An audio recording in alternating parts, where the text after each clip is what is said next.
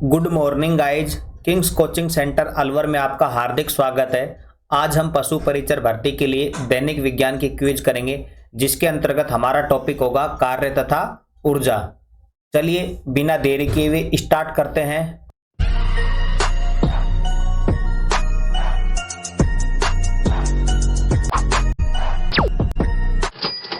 Question first, कार्य का मात्रक होता है। ऑप्शंस देखिए, पास्कल, न्यूटन, वोट या फिर जूल।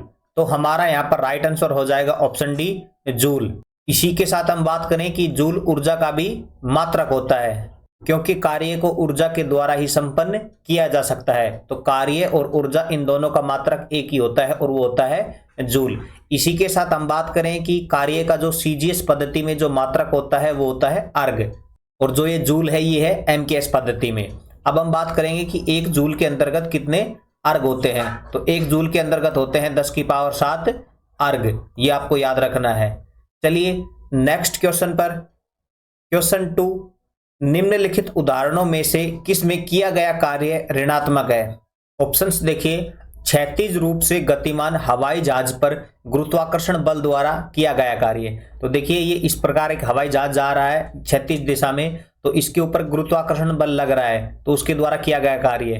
तो ये हमारा यहाँ पर शून्य बल हो जाएगा, क्योंकि गुरुत्वाकर्षण बल लगेगा नीचे की तरफ, जबकि हमारा जो हवाई जहाज है वो जा रहा है क्षैतिज दिशा में। तो इनके बीच जो डिग्री है वो है 90 डिग्री। तो 90 डिग्री में जो कार्य है वो शून्य होता है। इसी के साथ हम बात करेंगे ऊपर की ओर फेंकी गई गेंद पर गुरुत्वाकर्षण बल द्वारा किया गया कार्य। तो ये ऑप्शन हमारा यहाँ पर राइट आंसर हो जाएगा, क्योंकि गेंद को जब ऊपर इस प्रकार फेंका जाता है तो उसके नीचे की तरफ गुरुत्वाकर्षण बल लगता है, यानी कि हम उसे ऊपर की तरफ फेंक रहे हैं और गुरुत्वाकर्षण बल वहां नीचे की तरफ लग रहा है। यानी कि यहाँ पर डिग्री का मान हो जाएगा 180 डिग्री, और 180 डिग्री पर यहाँ पर कोस का मान हो जाएगा -1, यानी कि यहाँ पर ये नेगेटिव कार्य करेगा। तो हमारा यहाँ पर राइट आंसर हो जाएगा ऑप्शन बी। चलिए नेक्स्ट क्वेश्चन पर। क्वेश्चन 3, जब हम रबर के गद्दे की सीट पर बैठते हैं तो उसका आकार बदल जाता है, ऐसे पदार्थों में पाई जाती है। देखिए जो ऊर्जा है वो दो प्रकार की होती है, पहली स्थितिक ऊर्जा और दूसरी गतिज ऊर्जा, और इन दोनों ऊर्जा के योग को कहा जाता है यांत्रिक ऊर्जा, यानी कि टोटल जो ऊर्जा होती है वो होती है यांत्रिक ऊर्जा। अब हम सबसे पहले बात करेंगे स्थितिज ऊर्जा की। तो यानी कि जो भी कोई वस्तु है और उसकी स्थिति में कोई ऊर्जा संचित है तो वो ऊर्जा हो जाएगी स्थितिज ऊर्जा। जैसे कि हम यहाँ पर एक तीरक बांध ले लेते हैं। अब इस तीरक बांध को यदि हम तेज पकड़कर खींचते हैं तो इसके अंतर्गत एक ऊर्जा संचित हो जाती है, और फिर जो तीर होता है वो अधिक तेजी से आगे जाता है। इसी स्थितिज ऊर्जा के कारण जो तीर है वो तेजी से चलता है। और यदि गतिज ऊर्जा की बात करें तो जैसे कि गति करता हुआ पहिया, उसके अंतर्गत जो ऊर्जा होती है वो होती है गतिज ऊर्जा, या कोई लुढ़कती हुई गेंद तो उसके अंतर्गत भी ऊर्जा गतिज ऊर्जा ही है। लेकिन जब किसी स्प्रिंग को दबाया जाता है या फिर उसे खींचा जाता है तो उसके अंतर्गत जो संचित ऊर्जा होती है वो होती है स्थितिज ऊर्जा, यानी कि उसे जैसे ही छोड़ते हैं तो स्थितिज ऊर्जा गतिज ऊर्जा में परिवर्तित होने लगती है।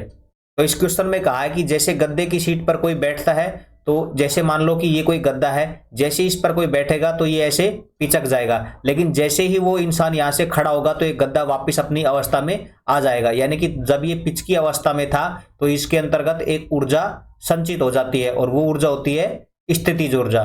तो हमारा यहाँ पर राइट आंसर हो जाएगा ऑप्शन बी, स्थितिज ऊर्जा।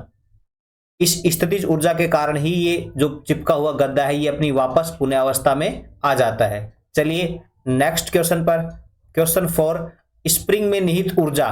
ऑप्शंस देखिए, स्प्रिंग के खींचने पर बढ़ेगी और संपीड़ित करने पर घटेगी।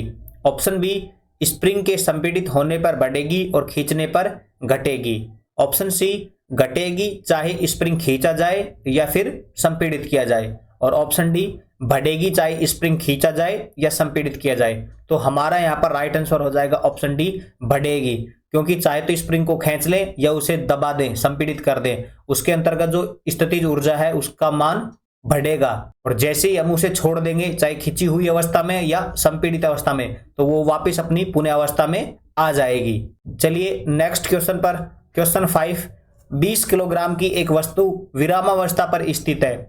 एक स्तर बल की क्रिया के तहत यह 7 मीटर प्रति सेकंड की चाल प्राप्त करता है। बल द्वारा किया गया कार्य होगा। तो देखिए वैसे नॉर्मल जो कार्य का फॉर्मूला होता है वो होता है, क्योंकि कार्य को W से डिनोट किया जाता है, यानी कि इंग्लिश में होता है वर्क, और इसका जो फॉर्मूला होता है वो होता है F dot S cos theta. तो ये इसका फॉर्मूला होता है, जहां पर F यानी कि फोर्स बल होता है, S यानी कि विस्थापन, और कोस थीटा यहाँ पर कोण होता है। लेकिन यहाँ आपको क्वेश्चन में दिख रहा होगा कि यहाँ पर चाल की बात की गई है, यानी कि वेग की, और जबकि इस क्वेश्चन के द्वारा कहीं पर भी कोई वेग का संबंध नहीं है, तो हम इसे ऊर्जा के फॉर्मूले के द्वारा सोल्व करेंगे, क्योंकि ऊर्जा के द्वारा ही कार्य संपन्न होता है। तो हम इसे यहाँ पर ऊर्जा का फॉर्मूला लगाएंगे। तो ऊर्जा का फॉर्मूला होता है mgh प्लस 1/2 mv स्क्वायर। यहाँ पर जो ये mgh है ये है स्थितिज ऊर्जा का फॉर्मूला, और 1/2 mv स्क्वायर है ये है गतिज ऊर्जा का फॉर्मूला। तो देखिए यहाँ पर ये वस्तु है ये विरामावस्था पर है, यानी कि यहाँ पर जो स्थितिज ऊर्जा है वो तो शून्य हो जाएगी। अब हम ज्ञात करेंगे गतिज ऊर्जा के द्वारा किया गया कार्य। तो यहाँ पर हम फॉर्मूले में मान रख देंगे। तो 1/2 इंटू m का मतलब यह मास यानी कि द्रव्यमान, तो द्रव्यमान है यहाँ पर 20 किलो, और इसी के साथ में वेग है यहाँ पर 7, तो इसका स्क्वायर कर देंगे तो 7 इंटू 7 हो जाएगा। अब देखिए यहाँ पर 2 से 20 कैंसिल हो गया 10 बार, और अब हम उनको सिंप्लीफिकेशन करेंगे तो यहाँ पर हमारा जो राइट आंसर होगा वो होगा 490 जूल। तो हमारा यहाँ पर राइट आंसर हो जाएगा ऑप्शन ए 490 जूल। यदि यहाँ पर 7 मीटर प्रति सेकंड की जगह बात होती विस्थापन की, तो डायरेक्ट हमारा फॉर्मूला यही लगता, W बराबर Fs कोस थीटा। चलिए नेक्स्ट क्वेश्चन पर, क्वेश्चन 6, यदि द्रव्यमान 25 किलोग्राम के एक बॉक्स को F न्यूटन बल द्वारा 15 मीटर तक धकेला जाता है, तो इस प्रक्रिया में किया गया कार्य 480 जूल है। F का मान ज्ञात कीजिए। जो आंसर आएगा वो आएगा जो कार्य का जो नॉर्मल फॉर्मूला है उसके द्वारा, क्योंकि इसमें विस्थापन दे रखा है, बल पूछा गया है और कार्य का मान दिया हुआ है। तो चलिए देखते हैं, हम सबसे पहले हम फॉर्मूले की बात करते हैं। तो W बराबर Fs। अब W का मान यहाँ पर दिया हुआ है 480, और फोर्स यानी कि बल का मान हमें यहाँ पर पूछा गया है, और इनटू में है S यानी कि विस्थापन। तो विस्थापन यहाँ पर दे रखा है कि 15 मीटर धकेला जाता है, यानी कि उसकी स्थिति में 15 मीटर तक परिवर्तन कर दिया जाता है। तो यहाँ पर आ जाएगा 15। अब हम यहाँ पर F का मान ज्ञात करेंगे, तो सिंप्लीफिकेशन के द्वारा यहाँ पर हमारा जो राइट आंसर होगा वो होगा 32, यानी कि 480 में 15 को डिवाइड कर देंगे तो हमारा फोर्स आ जाएगा 32, और फोर्स का जो मात्रक होता है वो होता है न्यूटन, तो हम इसके आगे न्यूटन लिख देंगे, यानी कि F का मान आएगा 32 न्यूटन। इस प्रकार हमारा राइट आंसर हो जाएगा ऑप्शन सी 32 न्यूटन। चलिए नेक्स्ट क्वेश्चन पर, क्वेश्चन 7, 5 मीटर की ऊर्ध्वाधर ऊंचाई के माध्यम से 15 किलोग्राम द्रव्यमान के एक बॉक्स को ले जाने में एक व्यक्ति द्वारा किया गया कार्य 5000 जूल है। व्यक्ति का द्रव्यमान होगा। इस क्वेश्चन का आंसर हम करेंगे स्थितिज ऊर्जा के द्वारा। तो स्थितिज ऊर्जा का हमने फॉर्मूला पिछले क्वेश्चन में डिस्कस किया था कि वो होता है mgh। m का मतलब होता है मास यानी कि द्रव्यमान। तो जो दोनों पिंड है यानी कि जो वस्तु है और जो व्यक्ति है ले जाने वाला, उन दोनों का ही द्रव्यमान यहाँ पर, तो उनका द्रव्यमान दे रखा है, एक का वस्तु का तो 15 किलोग्राम, और जबकि व्यक्ति का द्रव्यमान हमें यहाँ पर फाइंड करना है, तो उसको हम यहाँ पर x मान लेते हैं। इसी के बाद में आती है g की बात, यानी कि गुरुत्वीय त्वरण की बात। तो वैसे गुरुत्वीय त्वरण का मान होता है 9.8 मीटर प्रति सेकंड स्क्वायर, लेकिन यहाँ पर सिंप्लीफिकेशन को इजी करने के लिए क्वेश्चन में दे रखा है कि हमें यहाँ पर 10 लेना है, तो हम इसको इंटू कर देंगे 10 से। और इसके बाद में बात की गई है हाइट की, तो जो हाइट है वो है 5 मीटर, और जो किया गया कार्य है वो है 5000 जूल, तो हम इसको भी यहाँ पर लिख देंगे। अब हम यहाँ पर सिंप्लीफिकेशन करेंगे तो 1 0 से 1 0 कैंसिल हो जाएगी, और 5 से 5 कैंसिल हो जाएंगे, तो इधर 100 बचेंगे, और इधर आ जाएगा 15 प्लस x। तो यहाँ पर x का मान ज्ञात करने के लिए 15 को उधर भेज देंगे, तो 100 में से 15 कैंसिल होकर 85 बच जाएगा। और ये मास है, तो मास की जो विमा है वो है किलोग्राम। तो यहाँ पर हमारा राइट आंसर हो जाएगा ऑप्शन डी 85 किलोग्राम व्यक्ति का भार होगा, यानी कि द्रव्यमान होगा।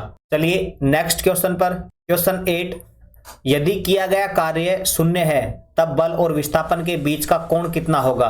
देखिए हमने क्वेश्चन में डिस्कस किया था कि कार्य तभी शून्य होता है जब उन दोनों के बीच में जो कोण है वो 90 डिग्री का होता है, यानी कि ये एक दूसरे के लंबवत होते हैं 90 डिग्री पर, क्योंकि कोस 90 डिग्री का ही मान 0 या हम कहें शून्य होता है। तो यहां पर हमारा राइट आंसर होगा ऑप्शन डी 90 डिग्री। चलिए नेक्स्ट क्वेश्चन पर, क्वेश्चन 9, जब एक निकाय एक वृत्तीय गति में गतिमान है, अभिकेंद्रीय बल द्वारा किया गया कार्य क्या होगा। देखिए जैसे कोई निकाय माने, कोई वस्तु माने या कोई गाड़ी माने, वो एक वृत्ताकार पथ में इस प्रकार घूम रही है और एक अभिकेंद्रीय बल लग रहा है। अभिकेंद्रीय बल का मतलब है वो इसे सेंटर की तरफ खींच रहा है, यानी कि अभिकेंद्रीय बल तो हमेशा लगेगा इस तरफ, और जबकि जो कार गति कर रही है वो कर रही है इस वृत्ताकार पथ पर। तो देखिए चाहे किसी भी पॉइंट पर ले लें, मान ले कार यहीं पर है तो वो आगे की तरफ गति कर रही है, यानी कि उसका जो बल लग रहा है वो लग रहा है आगे की तरफ, जबकि अभिकेंद्रीय बल लग रहा है सेंटर की तरफ। तो इन दोनों के बीच में जो कोण होगा वो बनेगा 90 डिग्री का, यानी कि सेम पिछले वाली कंडीशन हो गई क्वेश्चन वाली जिसमें 90 डिग्री का कोण बन रहा था, तो सेम पिछले क्वेश्चन वाली कंडीशन हो गई, क्योंकि वहां भी 90 डिग्री का कोण था और यहां भी 90 डिग्री का। तो यानी कि अभिकेंद्रीय बल द्वारा जो कार्य है वो होगा 0। चाहे हम इस तरफ बात करें या यहां बात करें, तो अभिकेंद्रीय बल इसे इस तरफ खींचेगा और जबकि जो गाड़ी गति करेगी वो करेगी इस तरफ। तो यहां भी हमारा जो कोण हो बनेगा वो बनेगा 90 डिग्री का। तो 90 डिग्री के कारण यहाँ पर जो कार्य हो जाएगा वो हो जाएगा 0। तो यहाँ पर हमारा राइट आंसर होगा ऑप्शन सी 0। चलिए नेक्स्ट क्वेश्चन पर, क्वेश्चन 10, द्रव्यमान 1000 किलो की कार क्षैतिज समतल पर 15 मीटर प्रति सेकंड के वेग के साथ घूम रही है, गुरुत्वाकर्षण बल द्वारा किए जाने वाला कार्य क्या होगा। देखिए एक कार है वो इस तरफ जा रही है क्षैतिज समतल पर, यानी कि ये कोई कार मान लो आप, और ये जा रही है आगे की तरफ क्षैतिज। इसके ऊपर एक गुरुत्वाकर्षण बल कार्य कर रहा है और गुरुत्वाकर्षण बल कार्य करेगा यानी कि वो इसके नीचे की तरफ कार्य करेगा, इस तरफ से नीचे ऐसे, यानी कि यहां भी सेम कंडीशन होगी, गाड़ी आगे की तरफ जाएगी और बल नीचे की तरफ जाएगा। तो यहां भी वही 90 डिग्री का कोण बनेगा, एंगल होगा, तो जिसके कारण गुरुत्वाकर्षण बल के कारण जो किया गया कार्य होगा वो होगा 0। तो यहां भी हमारा राइट आंसर हो जाएगा ऑप्शन ए 0। चलिए नेक्स्ट क्वेश्चन पर, क्वेश्चन 11, जब 5 kg की वस्तु पर 50 न्यूटन का बल लगाया जाता है तो यह 5 मीटर की क्षैतिज दूरी को तय करता है। इस स्थिति में किए गए कार्य की मात्रा की गणना करें। तो देखिए इस क्वेश्चन में बल का भी मान दे रखा है 50 न्यूटन, और इसी के साथ जितना यह विस्थापित होता है क्षैतिज दूरी में उसका भी यहाँ पर मान दे रखा है 5 मीटर, यानी कि नॉर्मल जो कार्य का जो फॉर्मूला है उसके द्वारा इजी सोल्व हो जाएगा। तो जो फॉर्मूला है वो है हमारा W बराबर F.S। तो यहाँ पर जो फोर्स है वो है 50 न्यूटन और इसी के साथ जो विस्थापन है वो है 5 मीटर। तो 50 को हम 5 से इंटू कर देंगे तो यहाँ पर हमारा हो जाएगा 250 जूल कार्य। तो हमारा राइट आंसर होगा ऑप्शन सी 250 जूल। चलिए नेक्स्ट क्वेश्चन पर, क्वेश्चन 12, जब निकाय पर 10 न्यूटन का बल लगाया जाता है तो यह 10 सेंटीमीटर तक विस्थापित हो जाता है। यदि इस प्रक्रिया में किया गया कार्य 1 जूल है तो बल और विस्थापन के बीच का कोण कितना होगा। देखिए वैसे तो ये एक फैक्ट है कि जब कार्य का मान 1 जूल है तो उसके बीच में जो कोण होगा वो होगा 0 डिग्री का, क्योंकि कोस 0 डिग्री का जो मान होता है वो होता है 1। आपको ये याद रखना है, ये एक फैक्ट है। जबकि हम इसे सोल्व भी कर लेते हैं एक यानी कि कार्य के फॉर्मूले के द्वारा। तो जो फोर्स है हमारा वो है 10 न्यूटन और जबकि जो विस्थापन है वो है हमारा 10 सेंटीमीटर। तो सेंटीमीटर को हम मीटर में पहले चेंज करेंगे तो यहाँ पर जो होगा वो होगा 0.1 हो जाएगा। तो ये हमारा यहाँ पर फॉर्मूला लग गया है और अब आ जाएगा 1 जूल। जब 10 को हम 0.1 से इंटू करेंगे तो 1 जूल यहाँ पर आ जाएगा। तो हमारा यहाँ पर राइट आंसर होगा ऑप्शन ए 0 डिग्री। चलिए कार्य तथा ऊर्जा के इस टॉपिक से इतने ही मोस्ट इंपोर्टेंट क्वेश्चन थे। मिलते हैं नेक्स्ट क्विज में। वीडियो देखने के लिए आपका धन्यवाद।